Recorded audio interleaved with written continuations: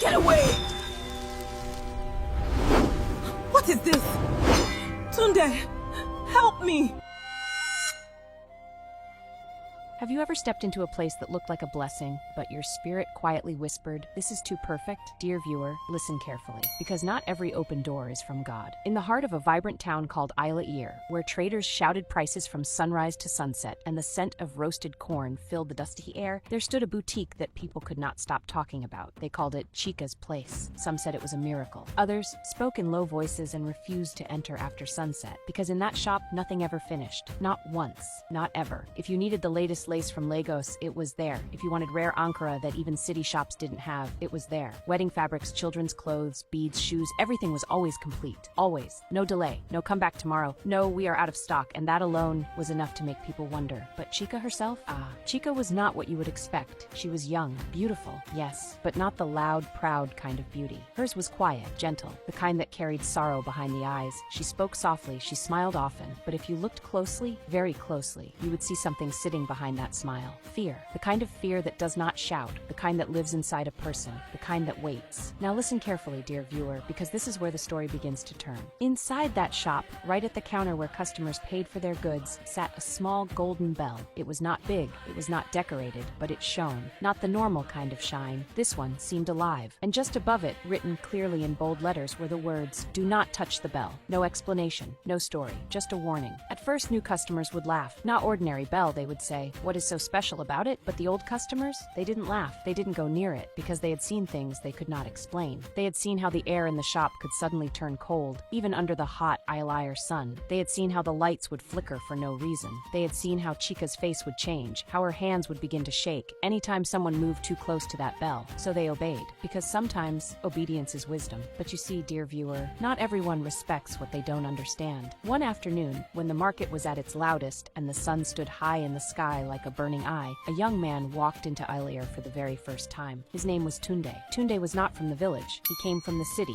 sharp, confident, and full of that energy that says, "Nothing can surprise me." He had heard the rumors. A shop that never runs out of stock? He laughed when he heard it. There must be a trick, he told his friend. But curiosity is a stubborn thing. It will not leave you alone. So he came. The moment he stepped into Chika's boutique, the small bell on the door rang softly. Ding! And immediately something felt different. The air was cool, too cool. The shop was quiet, even though the market outside was roaring with noise. Tunde paused, then he looked around, and his mouth opened slightly.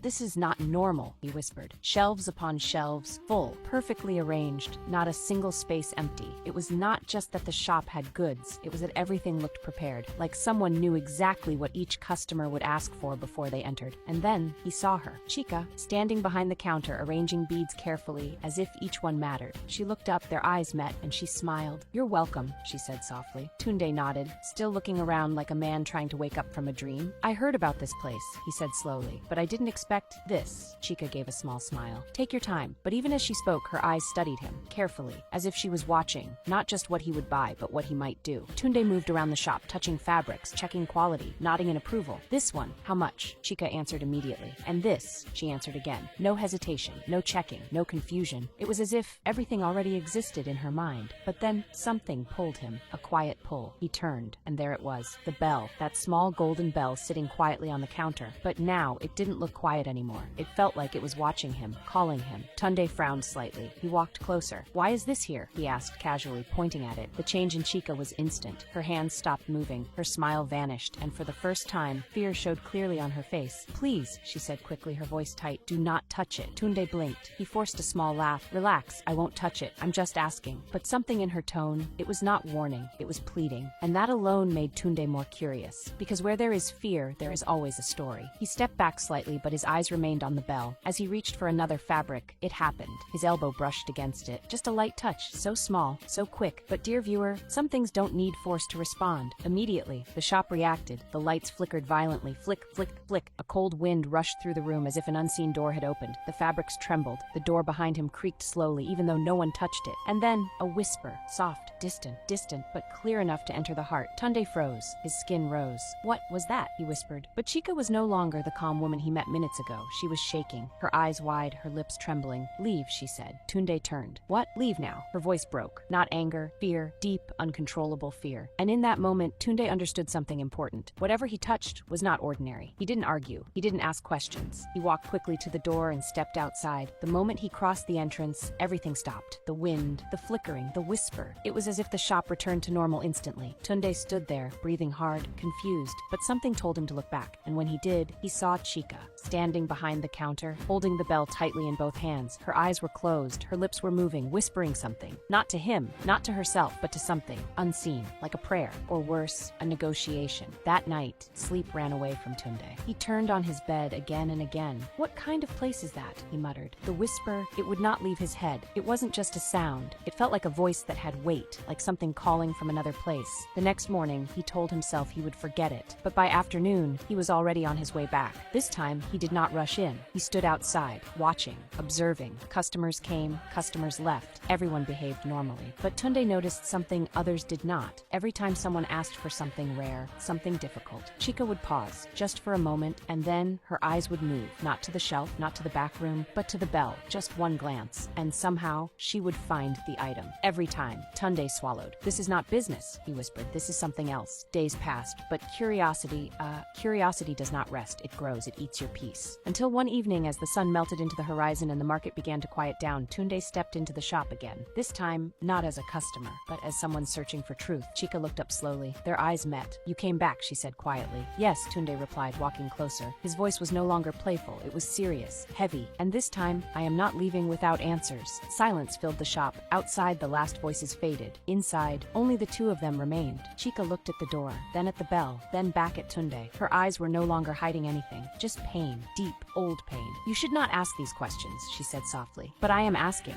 Tunde replied firmly, because whatever that thing is, it is not normal, and you are afraid of it. Chika's lips trembled. Tears gathered in her eyes. For a long moment, she said nothing. Then slowly, she sat down, her hands resting on her lap, shaking. And in a voice that sounded like it had carried this burden for many years, she spoke. Do you believe that some blessings come with chains? Dear viewer, what Chika was about to reveal was not just a secret. It was a bondage, a covenant, and a danger that had been waiting long before Tunde ever stepped into that shop. Chika's voice trembled, but she did not stop. Do you believe that some blessings come with chains? The shop felt heavier. Even the air seemed to listen. Tunde did not speak this time. He only nodded slowly. Chika took a deep breath. My grandmother, she began, her voice soft, almost breaking. Her name was Mama Ifeoma. The moment she mentioned that name, the small golden bell gave a faint ting. Both of them froze. Chika closed her eyes tightly, whispering under her breath, please, not now. The sound stopped, but the warning had already been given. Tunde leaned closer, his heart beating fast. Continue, he said quietly. Chika opened her eyes. This shop, it did not start with me, she said. It started with her. Her voice carried memories now, heavy ones. Many years ago, before I was even born, my grandmother was not a rich woman. She struggled. She sold small things in the market, pepper, salt, dried fish. Some days she would go home with nothing. Chika swallowed. She was desperate, hungry, tired of suffering. Tunde frowned. And then, Chika hesitated. As if saying the next part would make everything real again. One night, she went to the forest. Tunde's body stiffened. Which forest? He asked. Chika looked at him slowly. The one no one enters after sunset. A chill ran down Tunde's spine. Every town had one. A place where stories lived. A place where people warned their children never to go. That forest? He whispered. Chika nodded. They say she met something there. The shop suddenly felt colder. She told no one exactly what she saw, but when she returned, she was not the same. How? Tunde asked. She had confidence, power, and within days, her small stall in the market changed. Chika's eyes hardened. Customers started coming. Not just coming, but rushing. Things she did not even have somehow became available. Tunde's breath slowed, just like now. Yes, Chika said, reading his thoughts. Just like now. And the bell? He asked. Chika looked at it. This time, not with fear, but with something deeper. Resentment. That bell was not made by any human hand, Tunde swallowed. My grandmother said it was given to her as a gift. A gift, Tunde repeated. Chika laughed bitterly. A gift that listens.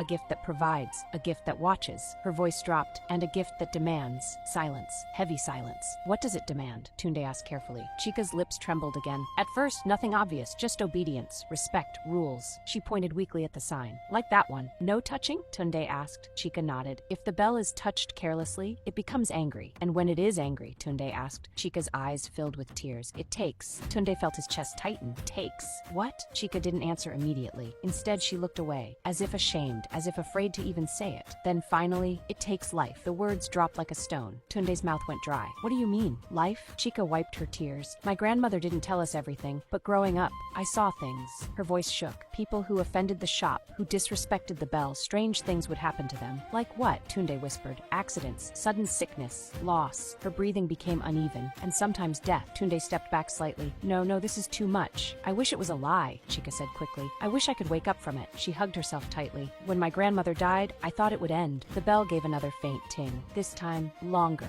as if reacting. Chika flinched. But it didn't, she continued, her voice breaking. Because before she died, she called me. Tunde listened, frozen. She held my hand and she said, this gift must not die. It belongs to our blood. You will continue it. Chika's tears fell freely now. I didn't understand. I was just a child. But the day she was buried, the shop lights flickered slightly. Tunde turned quickly. What is happening? He asked. Chika shook her head. It's listening. Those words, they did not sound like fear anymore. They sounded like truth. The day she was buried, Chika continued, the bell appeared. Tunde's eyes widened. Appeared? I had never seen it before, but it was suddenly here, on this counter, shining. Her voice dropped to a whisper. And that night, I heard her voice. Your grandmother? Tunde asked. Chika nodded slowly. Calling me? The air grew colder. She said, protect it, obey it, and it will never fail you. Tunde felt something twist inside him. This is not normal, Chika, he said firmly. This is not from God. I know, she cried suddenly. Her voice echoed in the shop. I know. She covered her mouth quickly, breathing hard. Tears streamed down her face. I know it's wrong. I know it's not right. But what can I do? She whispered. You can leave it, Tunde said. Chika laughed through her tears. Leave and go where? Her voice cracked. Do you know what this shop has done for me? It fed me. It clothed me. It gave me a name in this town. She pointed around. Everything you see, it came from that bell. She looked at him, broken.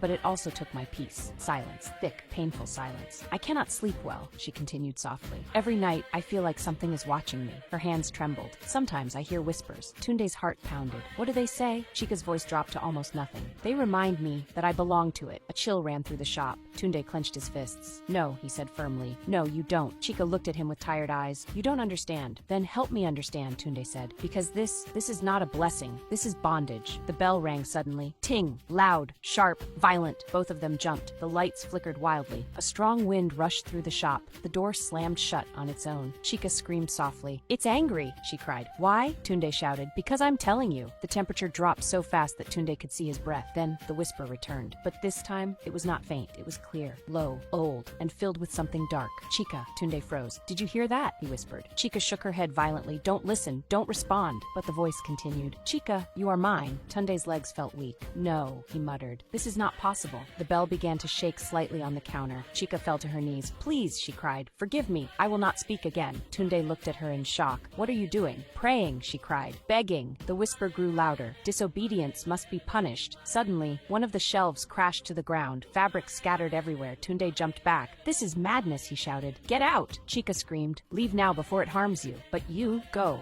Tunde hesitated for 1 second. Then instinct took over. He ran. He pushed the door open and stumbled outside. The moment he crossed the entrance, silence. Complete silence. The wind stopped. The noise stopped. Everything stopped. Tunde stood there, breathing heavily, his heart racing like a drum. Inside the shop, it was quiet again. Too quiet. Slowly, the door creaked open. Chika stepped out, her face pale, her eyes swollen from crying, her body weak. For a moment, neither of them spoke. Then Tunde looked at her, and what he said next came from a place of deep conviction. This will not continue. Chika shook her head weakly. You don't understand what you're saying. I understand enough, Tunde replied firmly. Whatever that thing is, it is not your grandmother anymore. Chika's eyes widened slightly. It's using you, he continued. Controlling you, feeding on you. Tears rolled down her cheeks again. I am tired, she whispered. I know, Tunde said gently. Then his voice became strong again. There is a way out. Chika looked at him, hope and fear fighting inside her. A way out? She whispered. Tunde nodded. Yes. He stepped closer. We will find someone who understands things like this. Who? Chika asked. Tunde took a deep breath. There is a woman, he said slowly. People in the city talk about her. He looked straight into her eyes. They call her Madame Ebele. At the mention of that name, the wind blew softly again, as if something, somewhere, had just taken notice.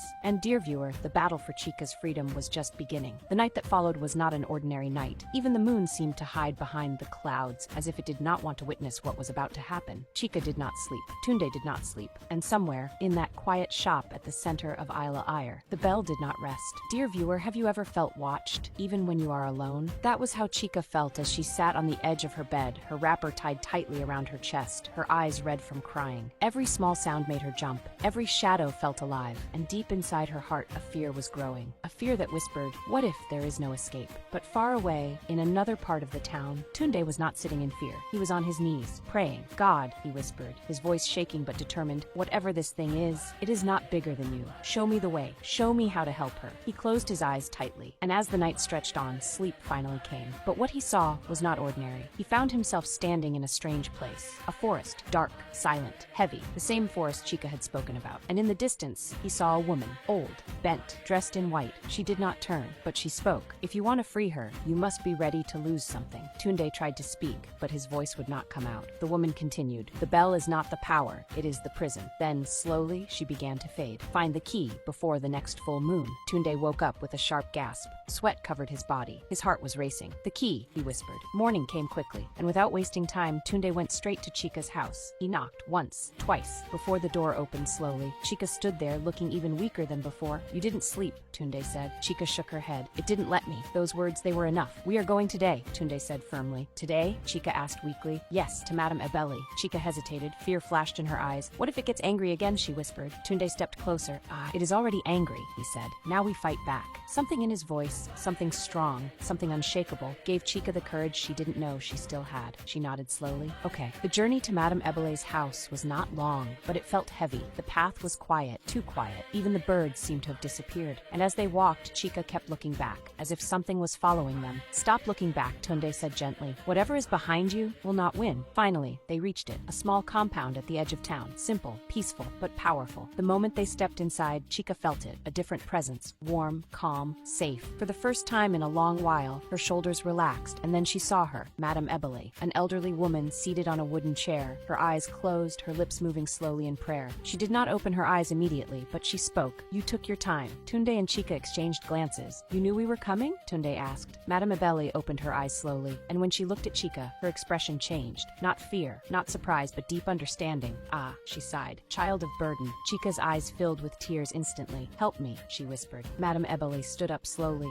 She walked closer. Then suddenly, she stretched out her hand and touched Chika's forehead. Chika gasped. Her body shook violently for a second. Then she collapsed to her knees. It is strong, Madame Ebele said quietly. Tunde stepped forward. What is it? He asked. Madame Ebele turned to him. What she carries is not just a spirit. Her voice became firm. It is a covenant. Silence. Heavy silence. A binding agreement, she continued. Passed from blood to blood. Strengthened over time. Chika shook her head weakly. I didn't agree to anything, she cried. Madame Ebele looked at her gently. You didn't, she said. Not, but your grandmother did. Tears streamed down Chika's face. I don't want it, she whispered. Madame Ebele nodded slowly. I know. Then her face became serious. But breaking it will not be easy. Tunde stepped forward again. We are ready, he said. Madame Ebele looked at him carefully. Are you? She asked. Her eyes searched his soul. Because this is not just about courage. It is about sacrifice. Tunde did not look away. I am ready. Madame Ebele was silent for a moment.